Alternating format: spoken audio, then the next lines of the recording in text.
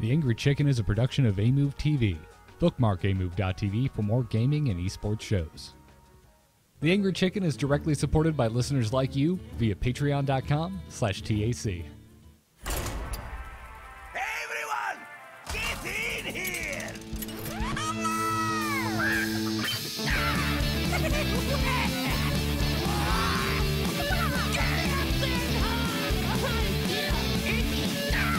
Ready for action!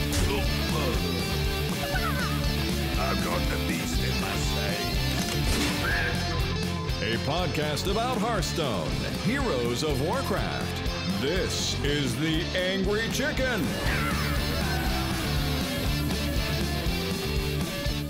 Welcome back, everyone. This is The Angry Chicken, the podcast all about Hearthstone. I'm Garrett Weinzierl. I'm joined by Willie Dills Gregory, as always, and sadly, but probably honestly lucky for her, getting it out of the way before BlizzCon, Jocelyn is sick today. Rather sick, not feeling great, but hopefully this will give her the much coveted BlizzCon immunity, meaning that she can start just slap hands, shaking hands, maybe even hugging to her heart's content and won't get sick. So she's gonna make out with everybody. That's my job, Dills. That's my job. That's what I do. She can't have I'm it. not gonna be there, so someone's got to do it. So, exactly. I'm filling your shoes. I called that dibs this year. Sorry, Jocelyn. Sorry. But hey, folks, it's okay. We still have a attack trio for you today. It's altered. We're joined today by guest Rewt, although I will call him Andy all episode long because Andy runs our local Florida Fireside Gathering ever since Miss Amy, or Innkeeper Amy, as we apparently refer to her on the show so much now that it's become an in-joke between Amy and I, got hired by Blizzard. So, Rewt, dude, finally, welcome to Angry Chicken. I can't believe we haven't had you on before. I know, it's an honor to be here. It's been a while. It's been great. We've had you on our show a couple times. So, yeah, it's great to be with you guys. And I'm thinking Jocelyn is actually going to be patient zero for BlizzCon. The timing is going to be just right. Okay, She's going to start the con crud for everybody. So you're assuming that we're all going to catch whatever it is that she has. Yeah, that's it. She's patient zero. Well, that's not fair. That's like saying, well, we already know who to blame. We're casting early blame. Yeah. And I'm already going to just like non sequitur here and greet the chat room because Jalaco72, happy National Candy Corn Day to you too. Ooh. True believer. Me some candy corn. Wow. Oh, boo. Is Dills the odd man out? Yes, Rewt likes candy corn. I've got a friend. Oh, yeah. Nice. All Also, right. Hey, happy Mischief Night, Couple gentlemen. weirdos. We're recording this a day early, so technically we're recording it on October 30th, which who's here is going out and egging houses?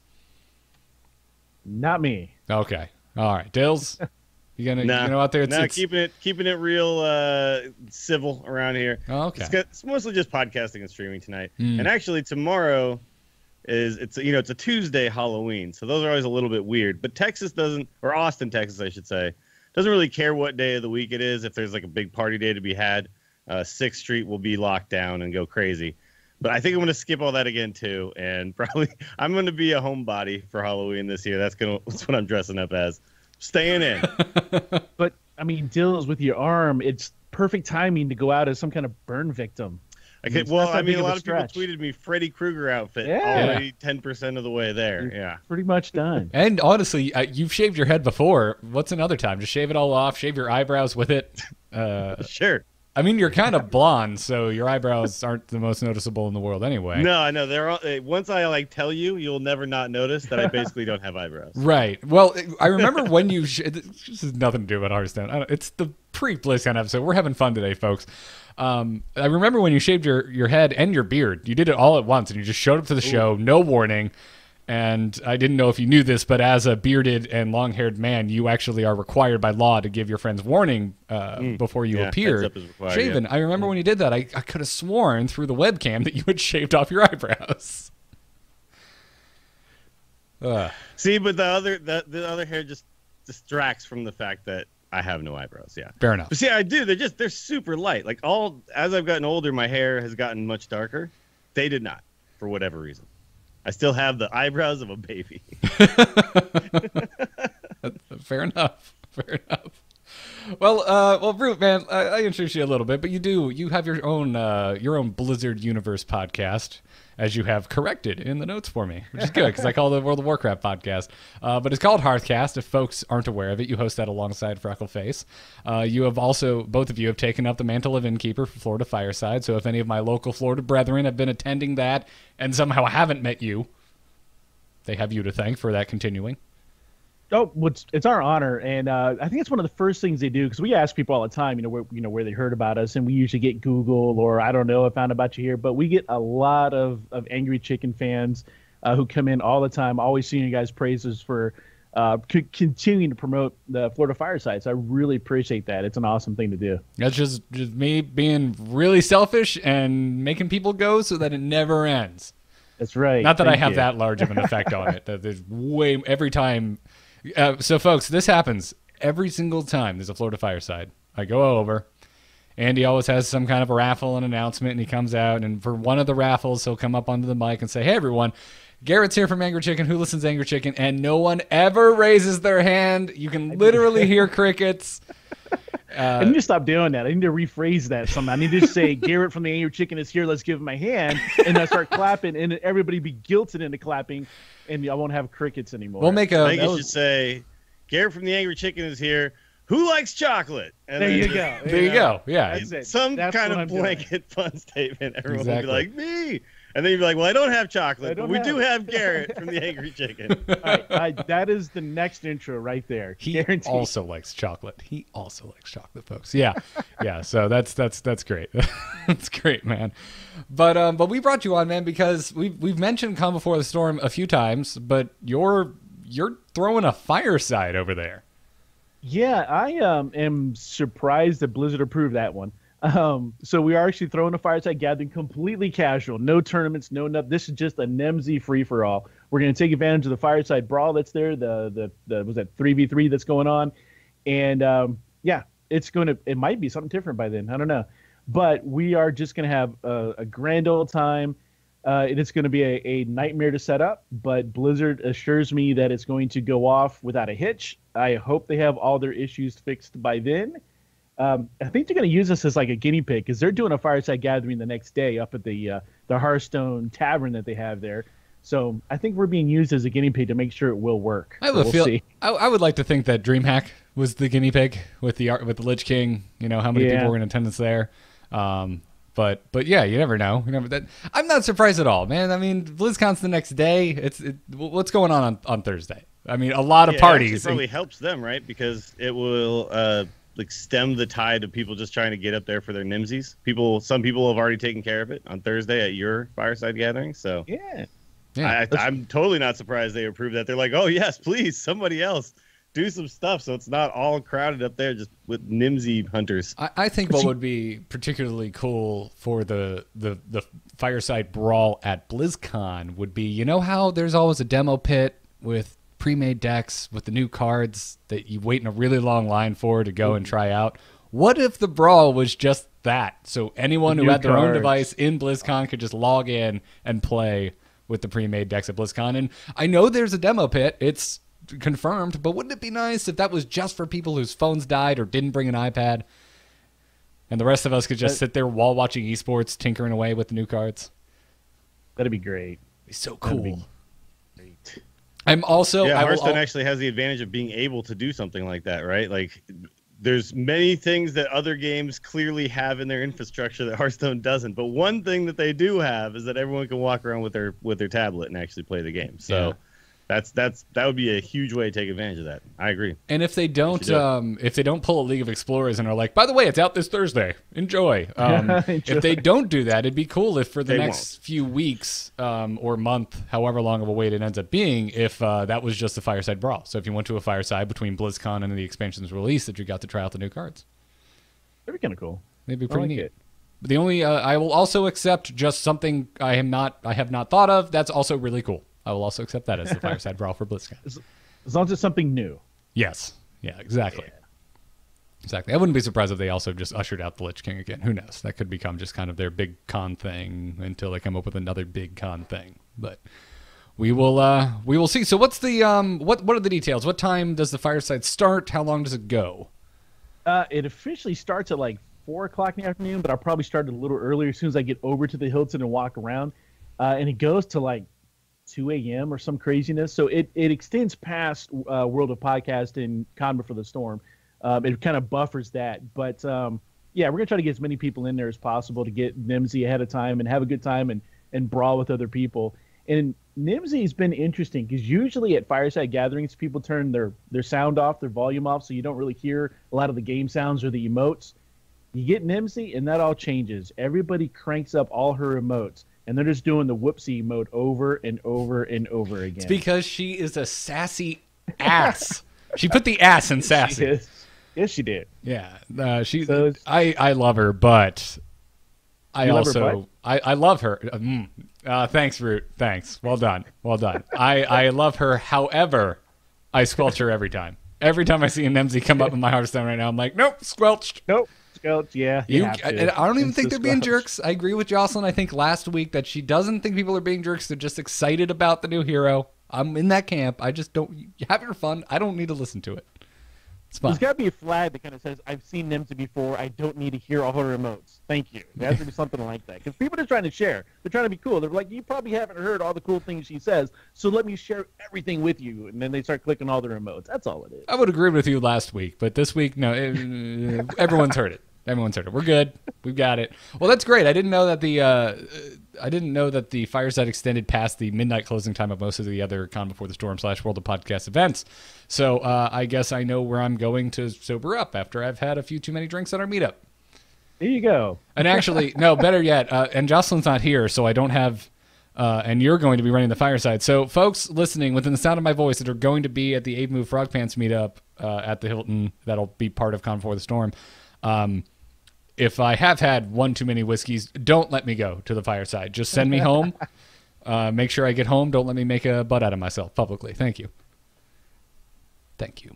So, speaking of that, we have details now for the A-Move meetup. We're doing it with Frog Pants like we always have. If you have come to it before, though, the important thing to note is it is not at the bowling alley. Don't go to the bowling alley unless you want to bowl. Send somebody with a sign over to the bowling alley to say it is not here, because I guarantee there will be a small contingent of people over there wondering where the hell everyone else is. Who would I stick with that most awful of tasks? Just to stand there with a sign like, no meetup at the bowling alley. No, you just go over there and you just post something. Okay. Just be like, hey, can I put a sign here? Because people might show up. Well, the bowling alley would probably go, no, why didn't you have them come here again, you jerks? But they don't really like us. Come on. We always just make life harder for those guys because there's always like one bartender, something's broken, and then all of a sudden 100 nerds show up and want to drink. I disagree. I bet at the end of the week, every BlizzCon, they look at their tabs and go, what the hell happened Thursday night? The Twitch party was Friday night. I understand that. What the hell happened Thursday night? Because we never call them. We never tell them that we're doing this. I called them once and asked how much it was to book a room, and it was way too expensive. So I said, you know what? Never mind. We're still just going to show up and take over your bar. Yeah, don't go to the bowling alley. We love the bowling alley. I will miss it this year, but we're doing it at the Hilton. It's right there at BlizzCon. And so you can come on up to, it's going to be in the 4th floor in the Palos Verdes room of the Hilton. It's going to be right next door to World of Podcast. So if you're coming out to that anyway to see some of the panels, I'm on the Hearthstone one, by the way, because I'm not doing enough already this weekend. It will be right next door. So come on up, 4th floor to Hilton. Come on, stop by. They Move Frog Pants meetup this Thursday night before BlizzCon. It starts at 9 p.m., and we're going all the way until midnight. And then apparently we're going to just continue the party over at the Fireside afterwards. So go check that out. And then last little pre-BlizzCon announcement. I'm on a Blizzard panel this year, and I'm very excited about this. And it's also early in the morning, so I would appreciate it if at least one person that listens to this podcast showed up to listen to it. It's called the Living Blizzard Panel. It's Saturday, November 4th at 10 a.m. on the Epic stage, which is also known as the Community stage, on level 2 of the North Hall. So go come by that if there's nothing else vying for your attention Saturday morning, or just to make me feel slightly better that someone will be there for me instead of for Trade Chat or Day 9 or Bloodshed or Trump or Ammunition. Please and thank you. We got you back. We got you. Thanks, Andy. Thanks. Also, we got an email from Steve B earlier this week who asked if any of us were doing BlizzCon panels this year. That's your answer.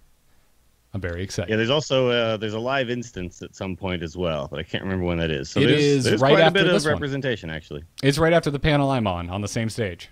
So you can come on out and just get show up for this panel and just stick around. Yeah, exactly. You can just come up and get your Blizzard content creator fix.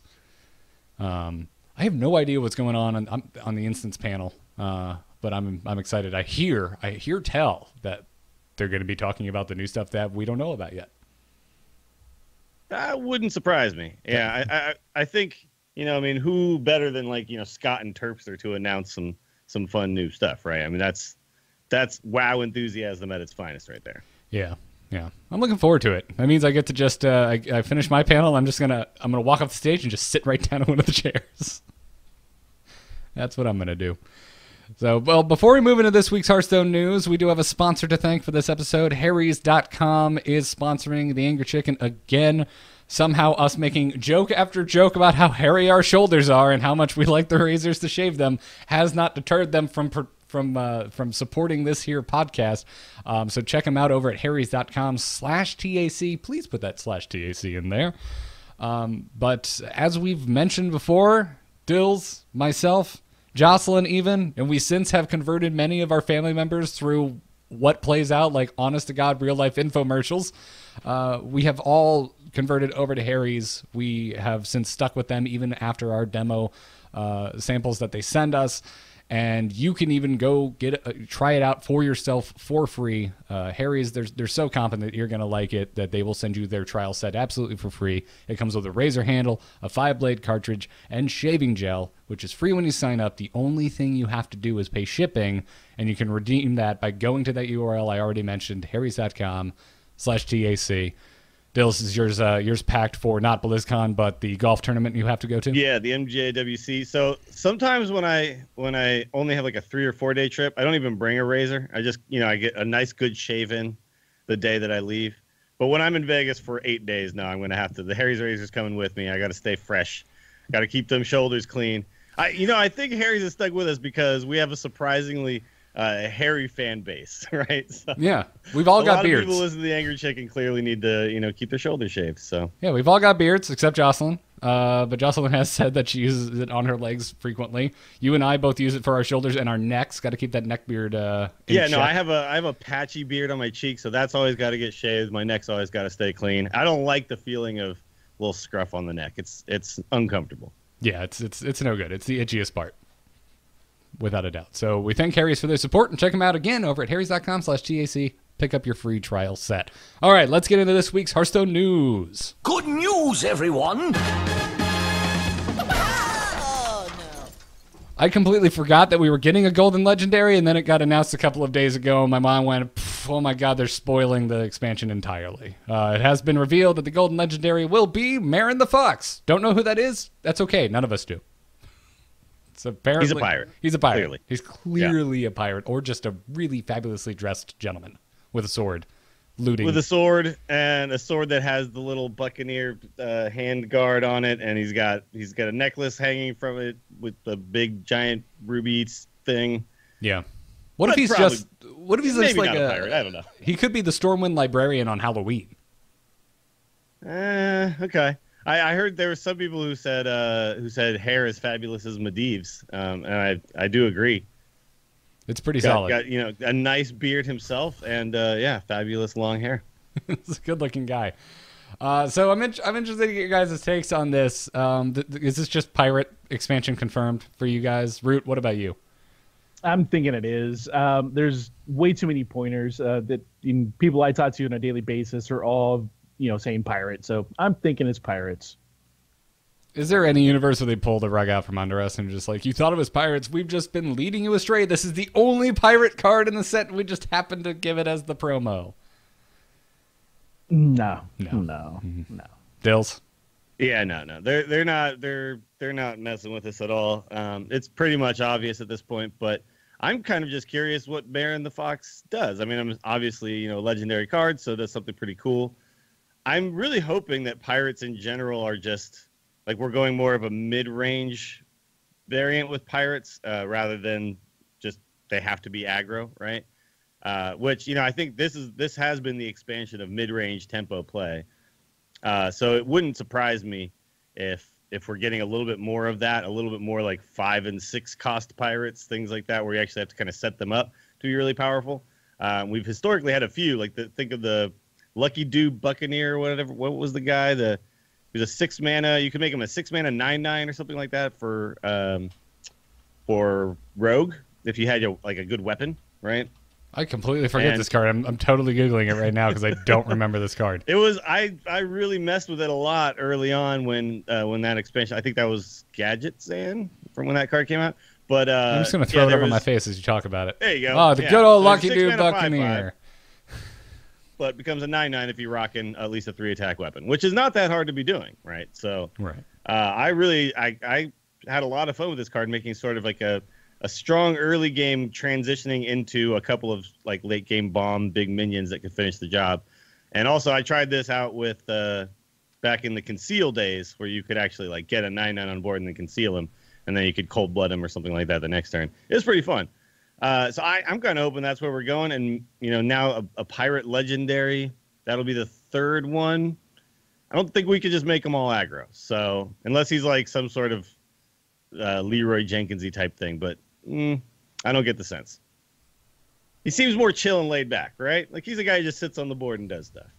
Yeah, he's like the kind of pirate that you want to hang out with. It's like the plucky little kid somehow gets stuck adventuring with this guy, and he's like, kid, I'll show you the ropes of swashbuckling. See, I think he's like the Orlando Bloom of the Blizzard pirate world, right? Oh, he doesn't look doofy enough. No, or not doofy, because Orlando no, is he's like the sexy, like leading man pirate. You know what I'm saying? Yeah, I Look, guess I'm I very get attracted that. to Marin the Fox. But to me, Orlando Bloom, like he's learning how to pirate. This guy looks like he's been pirating for a while. All right. Yeah, established pirate. Yeah, sure. He's been in the trade. Now, is his sword really small? Garrett, you're the art expert. Is his sword really small, or is that perspective? If it's perspective, it's not very well done perspective. It looks like it's really small. It looks like a tiny little sword. It also doesn't it's a knife. Make sense because the handguards typically go in the direction of the blade, so the blade should be like turned 45 degrees, where it's straight up and down in the direction that he's holding it. So I have no idea what kind of sword this is. It doesn't make sense. Other than that, I love the illustration. He uses it to cut his bread and spread his butter, probably, right? This is not a fighting knife. Right. He's a lover, not a fighter. It doesn't get large enough in the foreground to sell that this is a full-length saber. It looks like a weird dagger that, for whatever reason, has a handguard. Yeah. Yeah. It's bizarre. Yeah, it's very strange. But other than that, he's just a good classic-looking pirate. I would almost say leans a little bit away from the Hearthstone style. He looks like he's just from like some old school Treasure Island illustrated novel. I was thinking Princess Bride. Like I want him to say, "Hello, my name is Inigo Montoya." I want him to do that. Oh, I can get behind that. I do. Yeah. You're right. Yeah, he does kind of have that in the face. Yeah, his hair isn't nearly as curly, but yeah, he's got that awesome facial hair. This would have been a great time for a Harry's plug, by the way. Harrys.com/TAC, go. So I'm just kind of glad that they're giving out a golden card again for going to BlizzCon. Yeah, I'm really I like getting something cool that's actually in game, not like a card back is whatever. We have so many at this point; they just don't feel that special anymore. So yeah, an actual card I think is very cool, and it is going to probably get some extra people to drop $40 on the virtual ticket. Yeah, so start your Reddit threads about how this is clearly a ploy for more money. Greed, money grubbing. You get quite a bit for that 40. I mean, $40 is a lot. Yeah, it is, but it's 3 full days of content essentially, right? And then a whole bunch of esports stuff. Like it's so much content you couldn't actually even watch it all. It would take a month to actually watch all of the stuff you're going to get. So. Sadly, I don't think they keep it up for a month. Obviously, there's pick and choose things. I'm not going to watch every panel, but... Yeah. I don't think they actually keep it up for a month. It's usually for a few weeks afterwards. They said it's up for another month, I think. Oh, a full month. Okay. I can get behind that. I don't know why it's just not available forever all the time? and always. Yeah. Like, I don't understand that particular You bit. should just be able to like download whatever videos you haven't watched or something like that, and then just watch them whenever, you know. Because last year I actually took advantage of the fact because if you go to BlizzCon, you also basically get access to the virtual ticket. Sure. And so Katie and I really enjoy the costume contest every year because there's just incredible costumes. We were not able to go see it last year. So when we came home, we watched it via the virtual ticket VODs, and it was awesome. I just wished it was there a little longer. Because it's always... To be honest, that's better to watch on video than it is in person unless you can get really good seats. It's really hard to get... That's a packed event, right? A lot of people go check that out. And it's really hard to get up close unless you have a media pass and you can get right up there. But it's one of those, it's like football. Like football games, I prefer to watch that on TV because every time I go to a game, I spend like $80 to sit in the nosebleeds. I've never been to a live football game, so sure, I'll agree with you. Yeah, I feel that Rewt, you look like judgy face. Like, how have you not been to an NFL game? No. You live in Tampa. They're right there. I live in an hour south of Tampa, sir, and I don't particularly like the Buccaneers. There, I said it. You don't go to the game for the game. You go to the game for the experience of being at the game. I don't think I'd be into it unless like a team I actually cared about was playing. See, that's the beauty. Sorry, I hate Bucks. the Bucks, and anybody who goes and beats them, I still win. So, which are most teams, by the way. There you go. Most teams. I'm happy. Yeah. So, speaking of which, by the way, I would say that going to any of the contests this year should be pretty entertaining if you share my opinion of Chris Hardwick, who is returning as the host of the first day contests and whatnot. He's like the perfect host for it, honestly. He's guaranteed not to get the backlash that everybody else seems to get. And I feel bad because the other people come in there and they try. You just can't make these damn nerds happy, you know? Yeah. So, we know Chris Hardwick can pull it off. Yeah, I'm a fanboy, and I was almost hoping, Dills, that you would disagree with me so we at least had a devil's advocate, but nah. No, he's the right choice. He should just do it every year. You know, it's like I have been a fan of almost everybody that they've had do it, and it's just kind of it's sad because it's like a thankless job now for these comedians to come and do this because they know that no matter what they do, they're basically just going to get it on the internet the next day.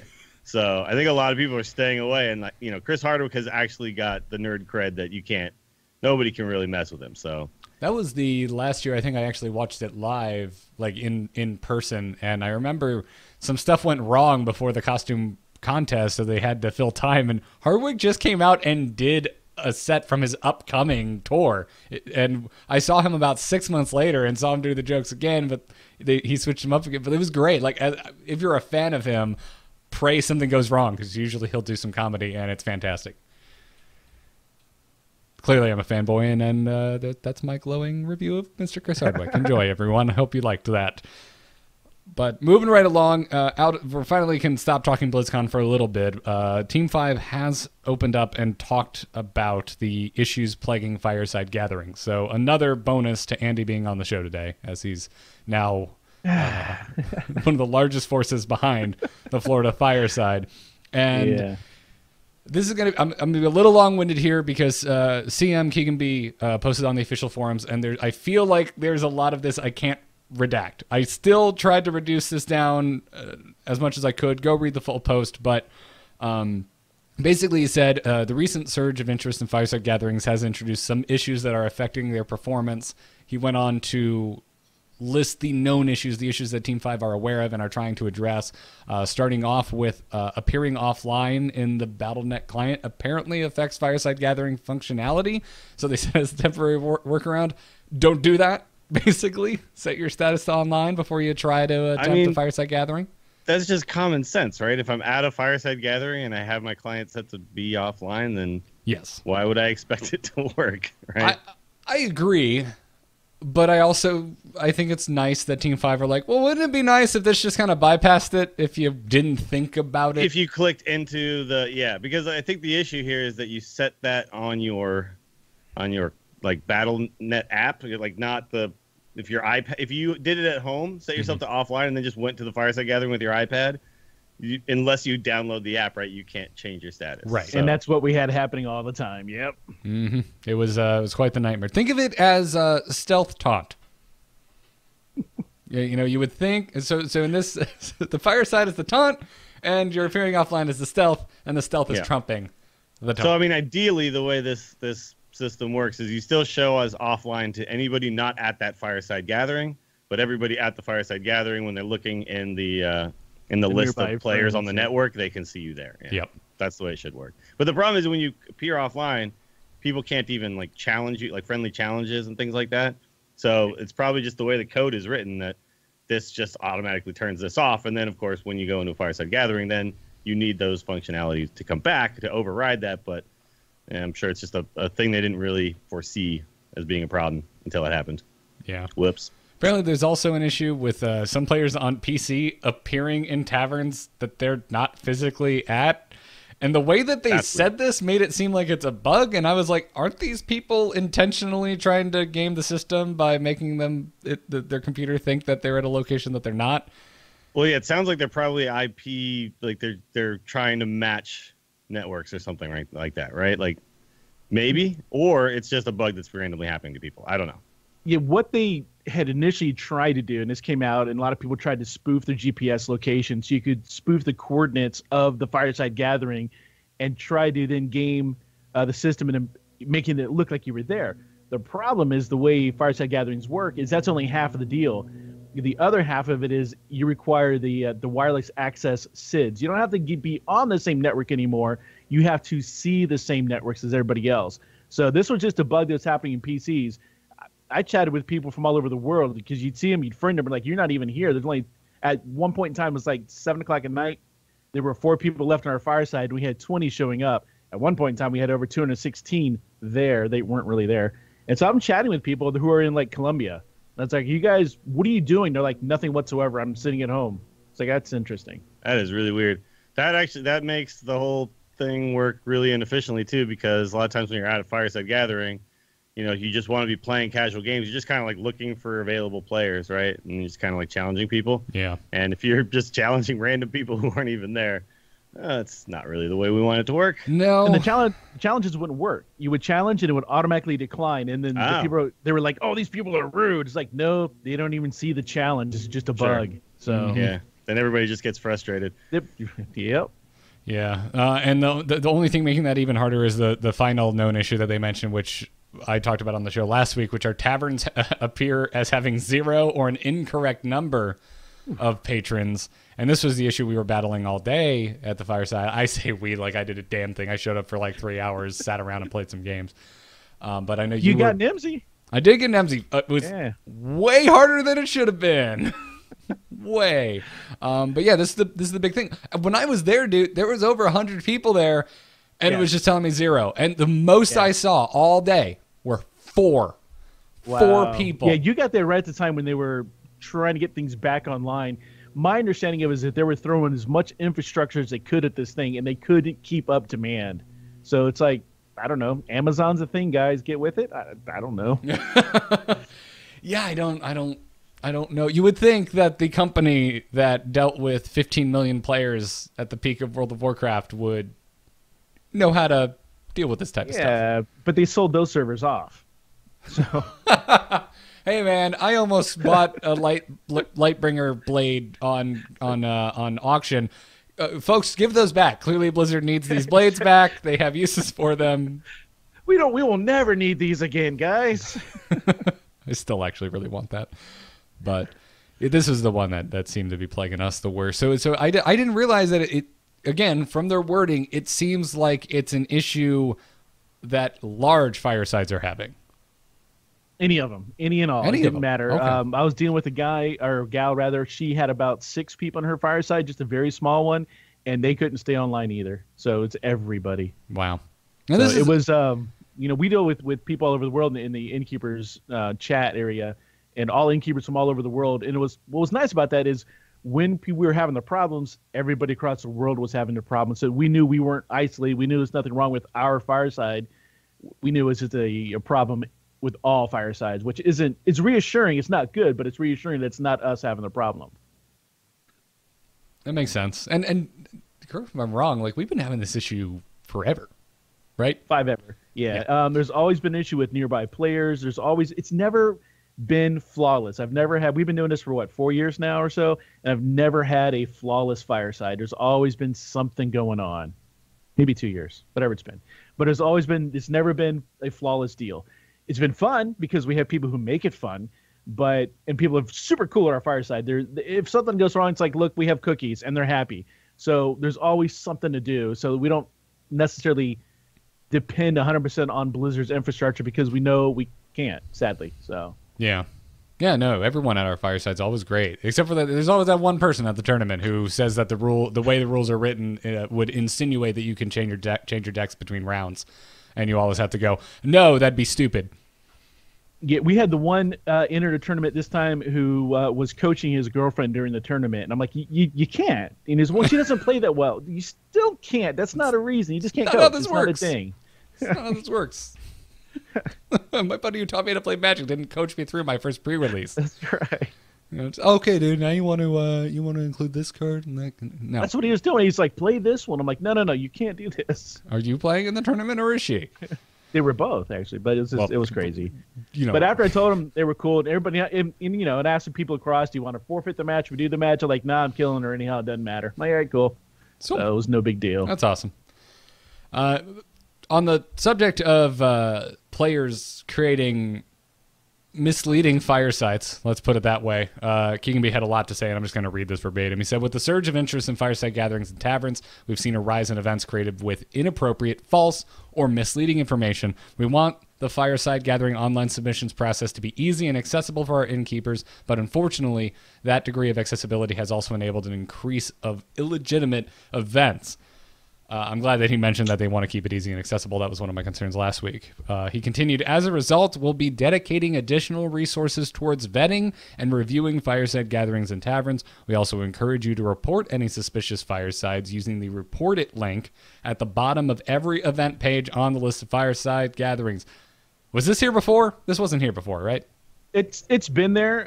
It's a placebo, in my opinion. Okay. I don't think it does a darn thing. So. Okay. Well, hopefully that's where they're dedicating more resources, which is to reviewing those reports. Yeah, the biggest thing is people didn't understand that you had to be what's called an established fireside in order to award NIMSY, and you still have to be an established fireside. And what that means is you've done it before, you've had at least 3 patrons show up, play Hearthstone together, and now this is at least your second event. Easy to tell the difference. If you go to firesidegatherings.com, an established tavern has a really cool logo. It looks like a sign. Ours is a sign with Charlie the Unicorn and a rainbow above it. If it's a non-established tavern, which is nothing wrong with that, it's just non-established, it'll have the Fireside Gathering lantern as its logo. That's super simple to tell the difference, but there's nothing on there that's clear enough to let the layperson know that that's the difference. So what you had is people saying, hey, come get NIMSY. They're non-established. The regular public doesn't know the difference. Regular public shows up. They can't get NIMSY.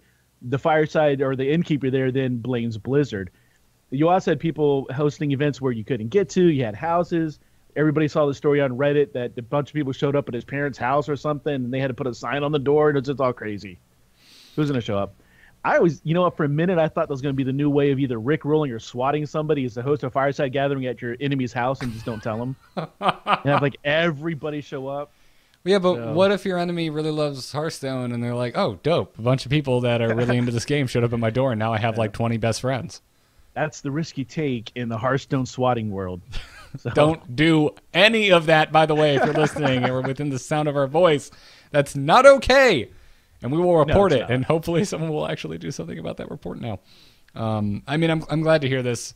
And it doesn't, my other concern was I don't want them to make the application process absurd. I didn't want people to have to jump through a lot of hoops, and it doesn't sound like they're doing that. So I guess now my concern leans in the direction of I hope they're doing enough to make sure that these folks that are trying to game the system are getting noticed and taken down. Yeah, I hope so. I hope that soon enough, they said they're dedicating additional resources. I'm anxious to see that. I have not hosted another one since ours, the one you and I hosted. I hosted one the very next day, but that was kind of part of the whole thing. But since then, I haven't hosted another one, so I don't really know if they've done anything as far as the process is concerned. But we'll see. Hope time will tell. Yeah. Yeah, as far as like you said, they're fun. Even though we've had an issue, we've had technical issues with Hearthstone's Fireside functionality since the inception of Firesides. they're still fun. They're still a good time because the players make it a good time. You become friends over trying to get it to work. It's weird, I know, but you're all sitting there like, oh, it's not working. Hearthstone. And you end up batting each other anyway and just playing some fun games, and eventually you get to go through the system and you get your Nemsy, and it's fine. You most of us show up to be there for over an hour, so it's not like you're trying to just show up and leave. So it's not the end of the world, but it would be nice if everything just worked nicely. Now, I have a couple other issues just with Firesides in general, because I think it's one of those things that the game could really benefit from doing better, right? There's a lot of work being done to it, so I'm hopeful for the future. I like the people who are in charge over there, and I know that they have like the best of intentions. But if you think about something like Magic with Friday Night Magic, there's like kind of like an infrastructure in place that makes sense, right? And I think one of the things about Fireside Gatherings that's a problem is that it is just like the Wild West, right? It's like whoever wants to do it can do it. There's no real incentive to be someone who does it consistently, month after month, or even a weekly one or something like that, which I think would be super cool. If you're doing a Friday Night Magic, the incentive is players come in and buy packs, right? And you run the store and you make some money because you're getting players into your store to buy packs. Obviously, that's not a thing you can really control or have any takeaway from if you're running a Fireside, because packs aren't purchased through you; they're just done in the client. But I've communicated some ideas, because I run this thing called the Mediocre Golf Association, where we have to get people to do chapters all around the world. And one of the hardest things for us was how to incentivize people to want to do a chapter, right? How do we get those people to want to put in a bunch of work, right? To get people together to do this thing that ultimately is super fun, but it is still a lot of work, right? So there's been some ideas that I threw out there, things like all pack purchases during your Fireside Gathering when you get like X percentage or something like that, or even, some sort of like swag that you always know you're going to get if you run a successful enough Fireside for, a certain amount of time. Here's a bunch of cool Blizzard stuff that's not, available to anybody else. All kinds of like things that I think would make this, the people running them would be the type of people who are dedicated a little bit more, rather than what we're getting right now, which is just a bunch of randoms, right? And there are some very, very good ones being run by people that have a real invested interest in making something super fun for their local Hearthstone community. But then, there's a lot of ones that are just a guy trying to get an in-game reward, and then it becomes a mess for everybody. So I'm hopeful that the whole kind of system gets looked at a little bit and tried to make it a little closer to what Friday Night Magic has done for Magic, which is just keep it going forever, right? Yeah, they've done some strides. I mean, we go to the Innkeeper Summit every year, and we get a nice one-on-one weekend with Blizzard and developers, and that's always cool. And we get to voice our opinions and ideas, and some, in fact, I brought up the very same one you brought up about, hey, why don't innkeepers get a percentage back of any card pack or anything that's bought while someone's logged into our tavern? And that got shut down pretty quickly. But hey, that was all good. But we do also get, when you sign up to host your Fireside Gatherings on firesidegatherings.com, if Blizzard is running what they call a campaign, and you elect for your Fireside to be part of that campaign, there is a chance that you'll get a swag box from Blizzard with a bunch of stuff to give away at the Fireside Gathering. There's also pins they give innkeepers. We got these really sweet jackets, hoodies at the last Innkeeper Summit. You'll see some run around in BlizzCon, I'm sure. Mine, I'm sorry, I'm a big guy, didn't fit me, so I gave it to my son, and he's like cool man on campus now because he has it. But they do. They try to incentivize us as innkeepers. No, we're not getting a paycheck. We're not getting anything really super duper cool, but a lot of us just do it out of love of the game and the people in the community. I'm not trying to sound like a commercial for innkeepers, but I wouldn't keep doing it, go through all the hassles and the frustrations month in and month out if I didn't actually think it was a cool thing to do. So it's the community that keeps me coming back. I don't want broken record, but you're not wrong. I'm just saying you're like a special case, right? Like there's a lot of guys who are in the MGA who run their chapters because they just have a big group of friends and they want to get them all together and play golf, right? And that's their reward. But then we also have guys who are like, well, why would I ever do this, right? Or like a guy will do it for a little while and then be like, this is just not worth it. So I would just like to see a little extra offered as incentive to continue, like not just, oh, if you do it once you'll get this thing, but if you are a consistent innkeeper and you've got like a nice tavern or a nice group of people coming together, then yeah, there's something on the other end of that, right? And not not necessarily just to be like a carrot on the stick, but just like reward like positive behavior within the Fireside Gathering community, because I think right now there just doesn't feel like okay, if you work at a bar or a restaurant or something, you have a financial stake in that, then obviously getting people into your place of business is built-in incentive. Mm-hmm. But I don't think there's enough people out there doing it in that way, so we need to find something else for them. And I don't know exactly what the perfect answer is. When I was talking to people about it, we agreed that it's a very hard thing to figure out where the sweet spot is, because you obviously can't like make it someone's job, right? To be like running Fireside Gatherings, but you also want to reward hard work and dedication to it. So yeah, I think some type of partner program would be good, whatever it looks like. It's like when they were directing us to host at Buffalo Wild Wings, it's like, well, that's great for Buffalo Wild Wings, but what about the innkeepers who've done all the work for 2 years? They're not getting anything out of this other than now they have to drive an hour out to Tampa instead of their backyard of Orlando to host in Buffalo Wild Wings. I was not an innkeeper, so I can complain about this. This is not Andy complaining about it. That was a good time, actually. It turned out to be great, but right, like, why not? I don't know. Like, I think the second you give an end game of any type of monetary incentive, you're going to get people signing up to be innkeepers and doing a good job, but they're going to do it for the money, not for the love of the event. So there is a not clean through line there, and I get that, but at the same time, if you're going to partner with any one business, I'm using Buffalo Wild Wings because that's the one example that has affected our local Fireside, why not, again, still give some type of monetary incentive to the innkeepers who have been putting in the work from the get-go? I understand the aversion to it, but also I think you guys deserve it.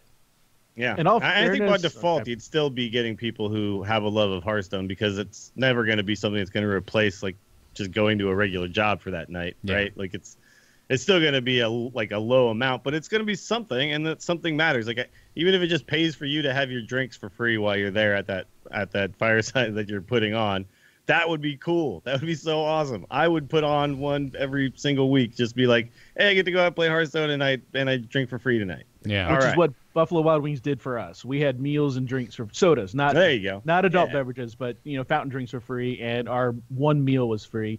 And the coolest part about that is like I went down and I'm all ready to explain all the technical aspects we're gonna need.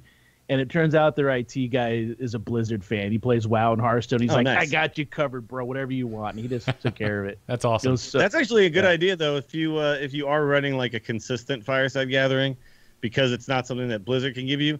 I bet you could, if you have a certain number of people out there, I bet you could find an establishment that would essentially sponsor you. Just be like, if I'm bringing in 50 people every couple of weeks or something like that, would you be willing to have that be like a sponsored event? Because we do that, again, the Mediocre Golf Association. We have chapters that are sponsored by like their local Hooters, and basically what they do is they give them the money for their trophy pack, and then in return, like they put their name on every one of their stories, and after their tournaments, they bring everybody to that location. Right? There you go. Yeah. So there's stuff you can still do, but I'd like to see it come from the top down, right? So it just kind of gets offered. Would be nice. So the idea is too good. Someone's getting arrested. Heard a siren. But that's again, I don't think any easy answers, but there's some great ideas that just been thrown around in the 20 minutes we've spent here talking about it. So interested to see what the future looks like for Firesides and what Team 5 does to fix it. If nothing else, I just really, really, really want the local player near me feature to actually function. That would be nice. That's my top of my list is, hey, if you're gonna spend time developing a Fireside interface, let's make sure it works. Like at a base level. Thanks. Yeah, make sure your calendars have the right dates on it. I don't know. Yeah, that'd be good. Not all Sundays. Yeah. Well, let's shift the conversation. Let's talk about some dual class arena in this week's strategy talk. Hit it very hard. Wanna blow something up?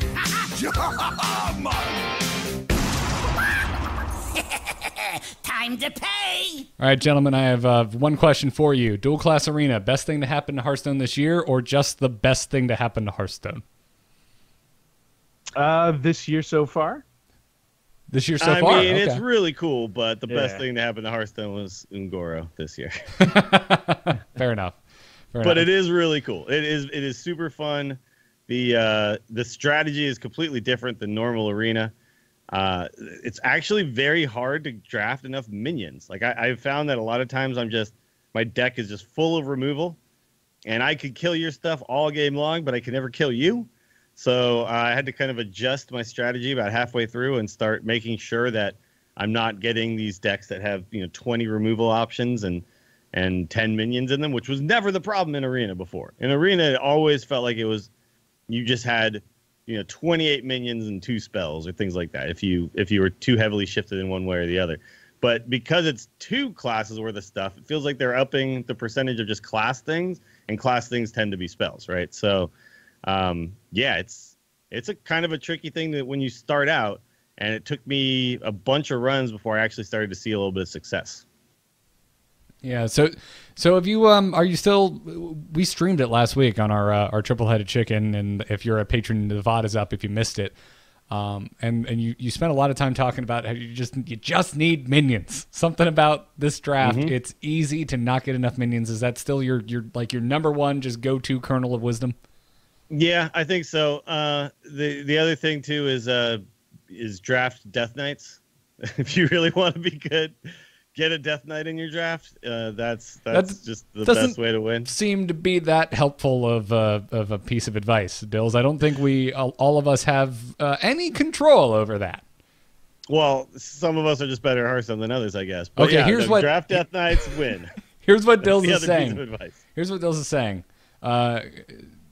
Just keep drafting and throwing your deck away until you find a Death Knight. No, I'm not saying that. There's a lot of fun to be had. You can really find some wacky combos that you never could have done before. Like there's the quality Spirit Lash, things like weird stuff like that now that I just think is just super cool.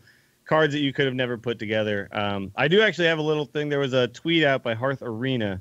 They released their match date after 400,000 matches, and for the first pick, the best order is Priest is the number 1, Druid, Paladin, then Hunter, Rogue, Mage are all kind of in a tier of their own, then Warlock, and then Warrior Shaman at the bottom. So it's kind of following a little bit of what the kind of standard best classes are, except that Rogue gets dropped down a little. Rogue and Mage gets dropped down a little bit as far as the first pick because those are the hero powers you want, and those don't come in the first pick.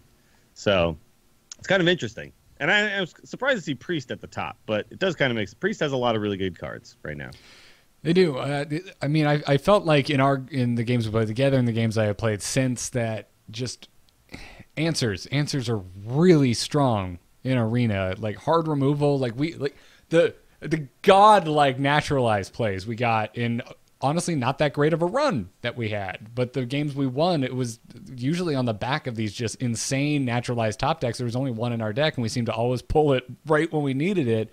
I've got a run right now where I've got an Assassinate in my deck as well as a naturalize, a Druid Rogue if you're keeping tabs. And I can see that with Priest. They just have a lot of ways to deal with threats on the board.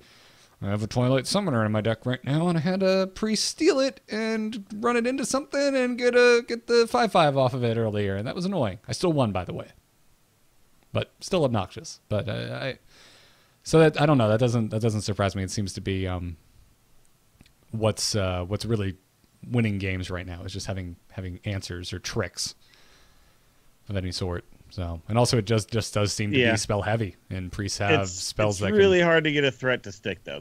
I think it's kind of the key here. Like, so in the past, it was always about curving out, right? And now with so many removal options being available, because you're using the removal options of 2 different classes, which opens up so many more possibilities.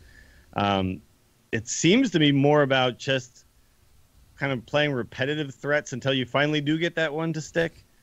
And just sticking with the or staying on top of removal options or getting the most value out of you as you can out of them when dealing with the other guys. Like, it's become more of a card advantage game than a tempo-based game, which is really interesting for Arena. I like that Arena can change in that fashion, and I hope what they end up doing, because this event's going to last for about one more week, right? Yep, we got a 6-day warning when I logged in today. Is they continue to give us brief periods of time where there's weird stuff going on in Arena. Like, I think there's many more options that can be done.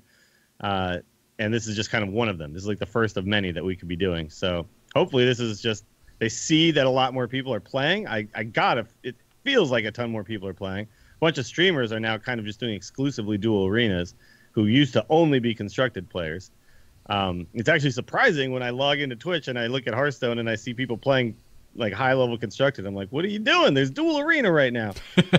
So, I hope the numbers show that it was very, very popular, and that in turn that means more cool events like this coming down the road. Yeah, that's why for me, I think this is the coolest thing that's happened all damn year in Hearthstone. Like, Angoro was great. Yes, it had a longer lasting effect on the game. But what I wanted, and I've been saying for years, is just a different way to play Hearthstone. It's something different. And this is the most shaken up Hearthstone's ever been. Random brawls here and there aside. They don't have the lasting power that Arena does. They don't have the investment that Arena does. So I think they just killed it with this. I wish it was. My only complaint is that it's right before BlizzCon, and I don't have nearly enough time to play it. Yeah. It's also, I think that there's something to be said for just finding the ones that work, and then down the line, just instead of, I guess, always the worry is splitting the player base up too much so that queues take too long and things like that. But I wouldn't mind if they just go, this one, keep trying stuff and go, this one sticks, this one sticks, this one sticks. Now you click into Arena and you got 3 different ways to play it, right? Because I feel kind of like compelled that I have to keep playing Arena every time I'm playing Hearthstone right now, or else I'm wasting the time that this is available to me. Yeah, no, I think you're right. And that's a compliment, right? It's because it's so good. It's so compelling that you want to play it. That you're, again, the negative is, oh, damn, it's not here long enough. So just bring it back for Christmas and throw little Santa hats on everybody. Do it for every event. I don't care. Every holiday, just give them really bad costumes and bring back dual class Arena.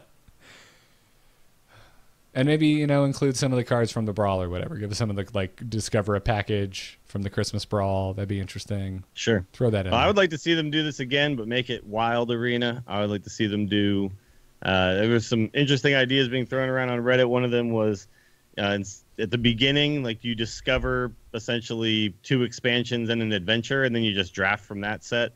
That'd be so sweet. Then I don't care your opinion of tier list or not. I think it'd be interesting if we just got overall tier list for expansions. Which one should you always pick? People would say, Old Gods is really bad because you have to all these cards built around the gods. If you don't get the gods in your draft, then that kind of stuff.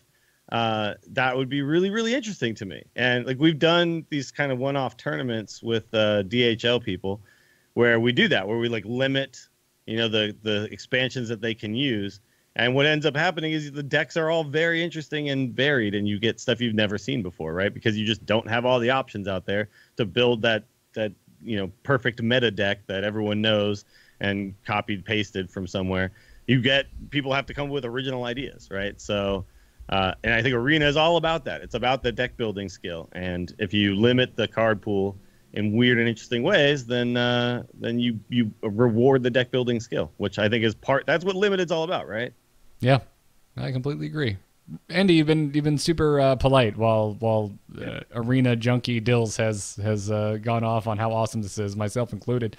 What have you been enjoying dual class Arena? I have, and sadly, I cannot remember the combo I had. I just know that the 3 games that I won, that's how awesome I am. I won because the guy hit exhaustion, and I just won. So you took him to fatigue in an Arena game. Yeah, so I don't know what I was doing. Did you both have the priest hero power or something to just really slow things down? It was very long, slow game, and then you get down to the end, you're doing the math. You're like, unless this guy top deck something or has some well, he wasn't top decking anything because he hit exhaustion, but there's nothing he could do. And I just sat there, was I could in 5 turns, the guy's going down. She's just like, yeah, so, you know, it's like 3 games in a row were like that, and then the rest I just got my clock clean. So I was like, yeah, I'll get back into it later. Well, the 3 of us piloted a deck together on Wednesday, and we only managed to eke out 4 wins. So it can be tough out there right now. There's some really good decks. Apparently, there's been a post on our subreddit that we might have had lethal in that last game, but the science still is out. It depends on which death rattle gets priority, whether it's the death rattle from the buff of Spiked Ridge Steed or the death rattle from the minion itself. And I'm not sure which one gets the priority, but it's possible that we actually did have lethal in that last game. I saw that thread. We might have been able to go deeper. I saw that thread, and there was no conclusive answers, so I just stopped reading it. I was like, yeah, it was basically like, I think this is how it works. This is probably how it works, but we don't really know. But it sounds like the logic I feel like is sound because of the way Hearthstone works, where the thing that was on the board first is usually the thing that gets priority. Because if you think about Magic, it would work the opposite direction, right? Mm-hmm. Like the last thing played is the first thing that happens, type of thing. Because that's how the stack kind of operates. Like you build it, then you unpeel it. Right. Hearthstone generally kind of goes in the opposite direction. Yeah. But also in Magic, board space would never be a thing that mattered either. So yeah, so you're right. So it would be. It's not a clean analogy at all. But it's an interesting and I like having discussions about plays and things like that. Because that's what I find fun about games like Hearthstone is like peeling back the strategy around specific plays and finding which one was actually the correct line. Yeah. Well, before we move into emails and wrap this episode up, let's thank our patrons supporting the podcast over at patreon.com/TAC. Becoming a patron gets you access to things like our hangout VODs for the after show when we do an after show for our triple-headed stream like we just talked about. And you can get that by going over to patreon.com/TAC and becoming a patron of the Angry Chicken. On this episode, we want to thank the following patrons. Thank you to A Random Guy, Tim J, Ellard T, Nick H, and Blaze. No last name given. Their name's too cool already. They didn't need a second name. Just Blaze. So thank you all very much for supporting the show in heavy travel months like November every year. We very much appreciate the support. So thank you all. And if you enjoyed the show, that's the best way to support us. Now let's take a ton of tweets, but we're going to play the emails bumper. Hello. Hello, it's me. Hello. Just quickly, did you get my message? Yep. Oh. Hello, brother. You can send your emails to tacpodcast@gmail.com, but I put out a tweet earlier today asking everyone, since this is our final episode before BlizzCon 2017, what their hopes and dreams for BlizzCon are. These all came from @TACPodcast on Twitter. So going down the line, and Dills, Andy, either of you, feel free to just jump in at any time if you have something to say about some of these. But @Ramclin is hoping to see a pirate expansion that would not be a total aggro fest. Yar. Yep, I'm with them. That's what I was talking about. I want to see it to be a little bit more mid-rangey and combo-y and have interesting battle cries and stuff, and not just be, these all charge. Yeah, no, they all charge, Dills. Sure. Sorry. Yes. You didn't say it right. They've got to do this, right? There's no universe where they make a pirate expansion and they don't vary it to where there's different types of archetypes, right? It's just all right, guys, and the pirate expansion is here. By the way, F all y'all. It's aggro as hell. We don't care. Deal with it. Drop the mic. I don't think that's what they're going to do. No, that would really surprise me. And if it turns out to be the case, I'm sure within a month or two, we'll see a balance update.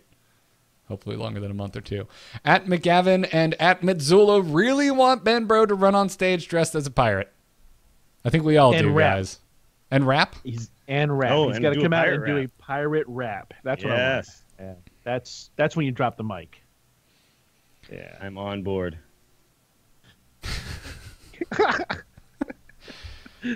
I'm a pirate and I'm here to arg. Tell you that I'm the one in charge. I'm a captain of this barge.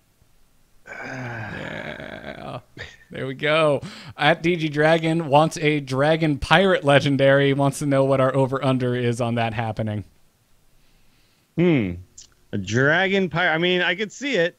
It's just like a big dragon with a tri-corner hat on and, hoarding a bunch of gold. Sure. I think dragons love gold. Pirates love gold. I think the pirate dragon should have a peg tail instead of a peg leg. Just a little peg nub sticking out of his butt. All right. Well, continuing the rap, I think the over/under is rather large. I could see it. I could see it. If nothing else, because they probably have already run some ideas past Kibler, and he said he wouldn't give them feedback unless they made a pirate dragon. So I'm trying to look up if there's a famous pirate dragon already. It looks like there's some game that's just all about dragons where apparently there is a pirate dragon in that, but nothing else really. So no, I can't think of a pop culture reference to a pirate dragon. No. Didn't Pete's dragon dress up as a pirate in that movie? I don't like that movie, so I don't know. I'm sorry. Thanks, Andy. Triggered. I don't have a strong hatred. I find that weird that there's no pirate dragon in pop culture references, really, because, like I said, they're both about hoarding gold, right, and booty. Actually, yeah. I'm thinking like maybe the Pirates of the Caribbean ever allude to a pirate or a dragon? Nope. They just added a kraken. Yeah, it had a kraken. That's true. Maybe that's why, because the kraken just always took up the large creature, meta of the pirate world. You just make it look like Gyarados from Pokemon. You give it an eye patch. It's a water dragon, and you call it done. I'm on board. Let's do this. At Hunt the Shark and at Potts TESL want to hear about ladder changes or straight up see a whole new ladder system. Yeah, I think a lot of people want this. They're definitely not alone. It's been hinted at that it's coming for a while now. I think we talked about something like 6 or 7 months ago at this point, where Ben Bro basically confirmed that like this is happening. But I mean, over a year ago was when Ben Brode first mentioned that they're concerned about ladder and would like to change it. Yeah. And then we really haven't heard much since. It's been pretty quiet on that front. Yeah. Again, as I've always mentioned, I don't know what it is. I would just like something a little less grindy. At Das Herg says, I think it's time we see a new game mode. That would be awesome. I think we will see more social features, though. I'd be happy with either of those, or hopefully both. Sure. But I mean, more social features definitely does make sense as something to be added to the game. We talked about when we were doing our run that when you go to spectate somebody, there's like a little extra space there. There's like now like an extra pop-up that shows up, and it's only got the spectate in there, but the little window that pops up is like tall enough for about 3 things or so. So wouldn't surprise me if something's going to fill that space up. I don't really know what that thing is, but I'm hopeful. I'm hopeful for cool social features coming. Yeah, I want a new game mode more than I want a new expansion. I want a new way to play this game. And I've gotten a taste of it with Dual Class Arena, and it's going away. So I really, really want a new game mode announced at BlizzCon now, or I'm going to be cranky. At D Chai Guy writes, an in-expansion with legendaries being prominent guests. Who doesn't want a Hearthstone Brew card? No one! That's who. I think we've already gotten more interesting original Hearthstone characters than Hearthstone Brew, in my opinion. I mean, look, I hope the Shy Guy can live in a world where the in expansion is not announced, because I think that's the world we're going to be living in. I do not believe that that's what's going to be happening. But we're just going to say the prominent guests, that pirates are prominent guests of the Hearthstone Tavern. Sure, there you go. Yeah. Look, pirates love staying at taverns, ordering a bunch of rum, doing inscrutable things. Yeah, they love that. Yo-ho, diddly-dee, do what you want because a pirate is free. Singing songs, stuff like that. At Holden Wright says, I'd like to see them make some quality of life changes, i.e. scrollable history bar, match history, random fave, card backs, new modes, etc. And then continued because 140 characters wasn't enough, and I actually like this idea, so I'm allowing it. Even better would be a split of mobile and PC. I'd love to see Hearthstone Mobile / Lite. That was what we have now without all languages, and a full PC version. He didn't write this, and I will continue. That doesn't gimp future additions to the game. So we don't have that excuse anymore of, wouldn't this be cool? Wouldn't that be cool? Wouldn't this also be cool? And everyone going, well, they'd have to also make it work on a tiny-ass phone, so we can't do it.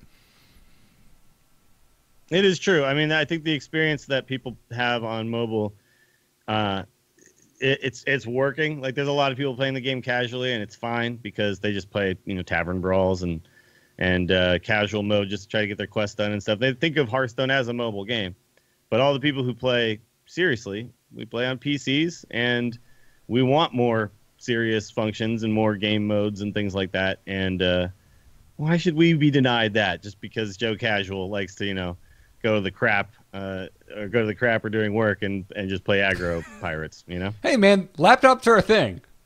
You can go to the crapper. Well, yeah, and sure. Yeah. But I'm just saying, like, I know tons of people who play this game, and when they find out I do a podcast about it, they're like, what? How can you talk about...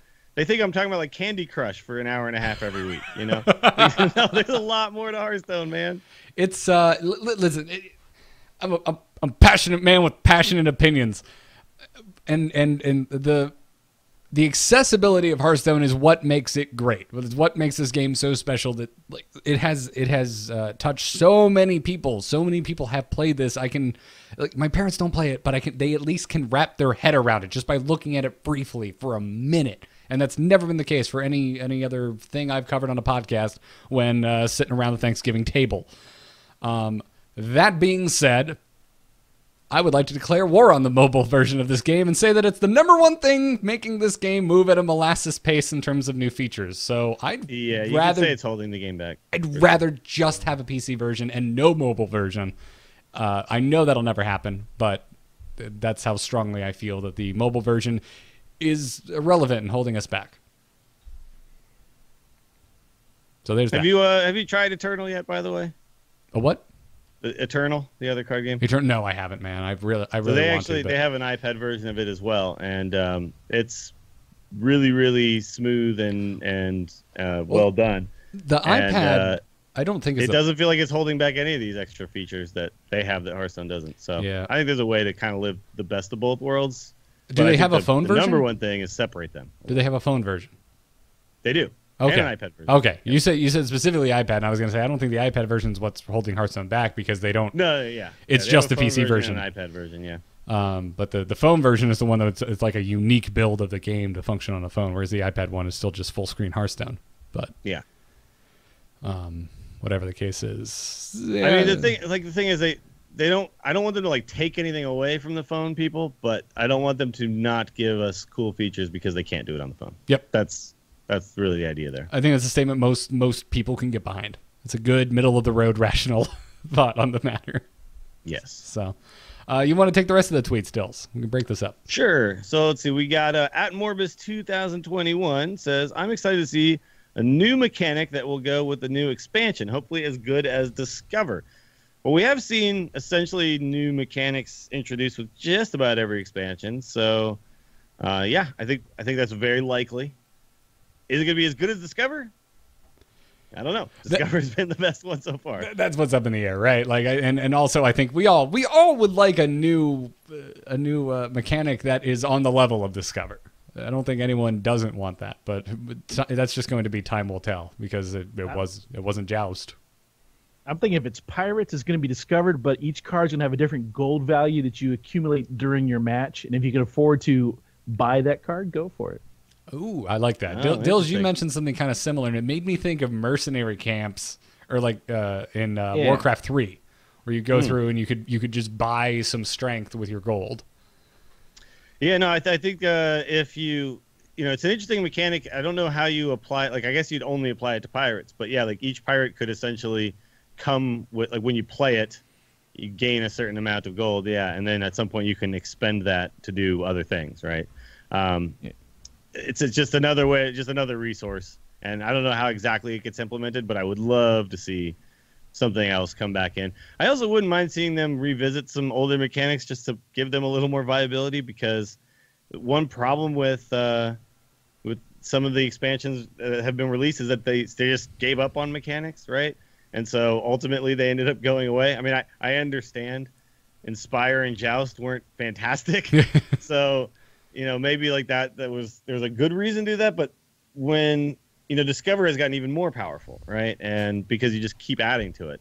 So, yeah, I wouldn't mind seeing them go go back and mess with some other stuff, you know? Yeah. See if you can make those things work. They already said they're going to continue down the path of discard warlocks, so like they never give up on that. Why do they give up on the other stuff? And Or Beast Druid while we're at it. They're still sure, yeah. Beast Druid continues to get stuff added every single time, and it never sticks. So Hurlock Shaman. And you know, pretty soon this expansion is going to be, you know, like pretty prominent next year when we don't have Jade anymore, right? In standard and things like that. So whatever it introduces is going to have to be pretty important, probably. I'm thinking it's called Hire. You're gonna hire a card. Okay. Oh, okay. And your pirates can get the gold from the damage they do on the. Yeah, you see it. That way you could actually prevent that pirate from doing damage and then gaining gold. So it'd be a little feature. Ooh, that'd be really cool. All right. You're really selling me in this, Sandy. Man, if they just come out and just like, and it's Discover again. Yeah. But we call it something different. Discover. Discover. Oh. All right. Squinty Eyes says more hero cards. Would love to see neutral ones as well. Neutral hero cards is a really interesting idea. You know, we have. Guess technically we have one because of Major Domo, but Major Domo is a minion that then turns you into a hero, so not 100% that, but it would be kind of cool. It would be hard to balance, I guess, would be the trick, right? You'd have to make it a card that's not that powerful, but maybe one or two classes can find a lot of power in it. But I love the idea of hero cards. I don't want them to stop doing those. They are very cool. Yeah, I'm all in. Keep doing it. I'm going to withhold on that one and say that the next time I'm on your show, I'll tell you my Squinty Eye story. A Squinty Eye story. Okay. He's Florida local. He was actually at the Fireside last week. All right.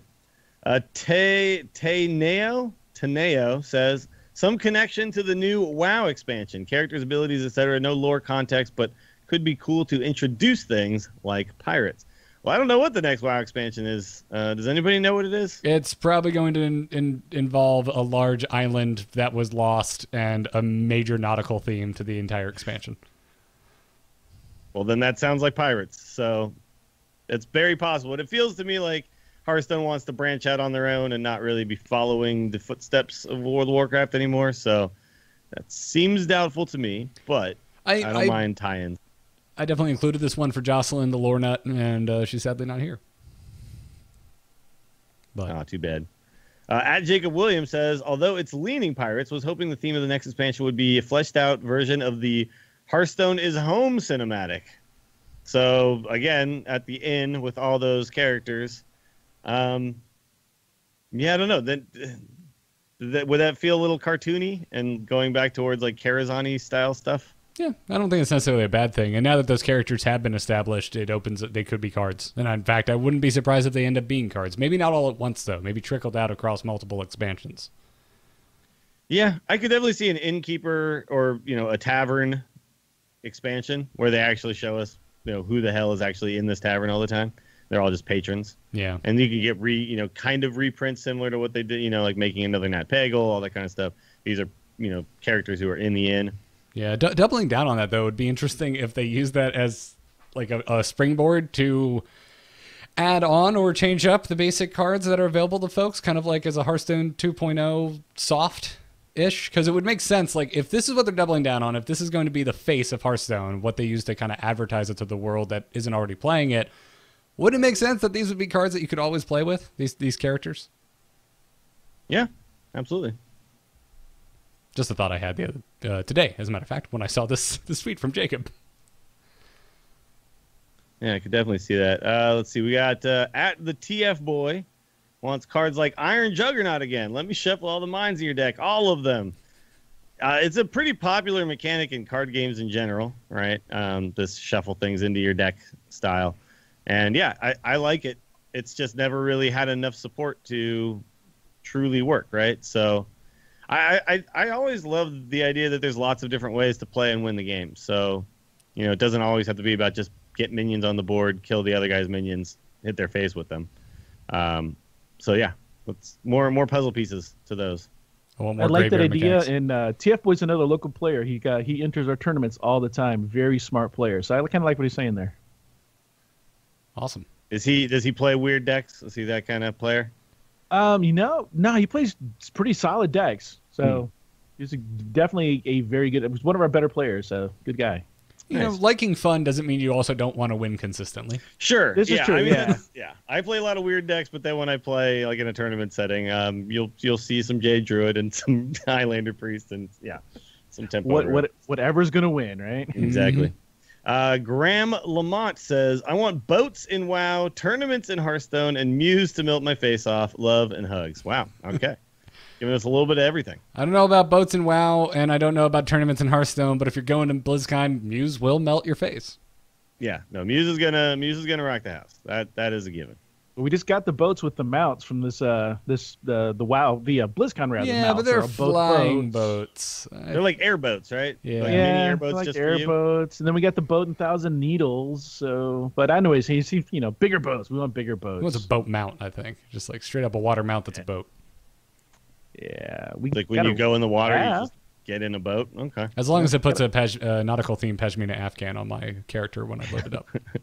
I mean, we had boats in our garrisons when you went to the thing, and then you sent your boats out on missions. You just made it. Wasn't very cool. You and just they made never it left. You good. send them on a mission, and they're still sitting in dock. That always used to make me mad. Yeah, that just wasn't. It just felt like a thing I had to do for no real reason. It was so dumb. It's because it was. Like it at all. It's because it was. All right, final tweet. This one comes from Goblin Graphics. Since it's leading to seas and pirates, I want to see a mechanic called treasure. Well, it looks like everyone's kind of on the same page here.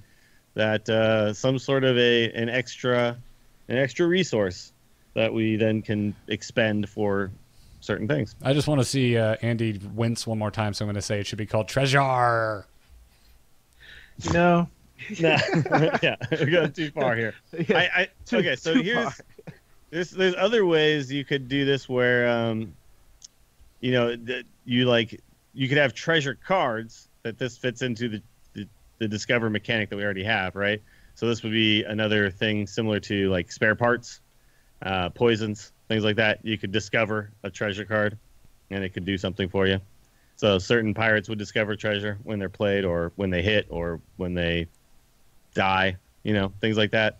And then you can expend treasure cards to do other things. Yeah, I like it. Are you, as good as Discover is, are we getting a little burnout with it though? Because I would like to see something different. Because even Adapt is just a remix on Discover, and not one that's very far removed. It's still, here's 3 things, pick one. I don't know if I'm getting burnt out because I just like choices. I like to have lots and lots of paths where I am making choices. And random effects don't give you a lot of choices. Obviously, they do change how you have to play the game because you then have to play around, a variety of cards, or you have to figure out how to use this random card you just got. But so many times, Discover just feels like it involved more strategy than other stuff. So I don't mind. I think that's fair. I'm hoping, I guess I just want to see something different than here's 3 randomly selected things, pick one. Like, I think it's good. It's great. Keep making it, but also let's be a little risky again. Let's try something new. Yeah, that's fair too. I don't know if Blizzard is really this, like, I think they just love Discover so much, and I think that they've seen the impact it's had on the game as being really positive. So I feel like we're just gonna keep getting it. Yeah, I mean, and obviously at some point there's gonna be, I think there's definitely more things that can be done, but it's so smooth and it works so well. You know what I mean? It's like just these 3 things pop up and they're just so friendly to people who don't really know much about the game. It's a very casual, friendly mechanic, right? And it also adds strategy. So I don't know. Yeah, iterating on Discover is okay to me. And that's what this kind of would be. But I am with you, too. Like, I don't want that to be the only thing that's introduced, is another new way to discover. Right. That's basically what I'm getting at. I think Discover's great. And I love, and we mentioned this on the show, I think, when it was originally announced. But I still like it now. I like that it introduces this limited zest into constructed play. And then even more limited when you're playing Arena. So Biggie Drink in the chat makes a good point that at this point, Discover is closer to something like Battle Cry or Death Rattle, where it's just a thing in the game and not like a new feature. It's just like, okay, now this is one of the things. This is one of the things cards have. and I agree with that. My concern was I hope that treasure isn't select one of 3 random treasure cards, put it in your hand. Sure. Yeah. If it does something cooler on the back end of that, then I think it's okay to implement it as a discover mechanic. But, right. Yeah. I don't want it to just be like +1 attack on a minion, +1 health. You know what I mean? Yeah. It's just there needs to be more to it for sure. Or if it is like that, if it also plays into some type of extra currency like you were talking about, Andy, on top of it, but it spawns from a choose one of 3 things, then I'm fine as long as they get deeper with it. That actually sounds really cool in my head now. Like, you get a treasure card, it does something really small and minute, but then it adds 1 to your treasure pile, which you can then spend on cards that have treasure as a resource. Sure. And you could even discover treasure, and like some things would be, I'm discovering more of this resource, but less of maybe an onboard effect or something like that. And then I could trade in maybe later game power for doing something better now. There's definitely lots of things you could do with that. And maybe you could have cards that have incredibly powerful effects, but they have a mana cost and a gold cost associated to them, so you can't play them until you've accrued enough treasure to actually get them onto the board. But once they hit the board, they're just like insane.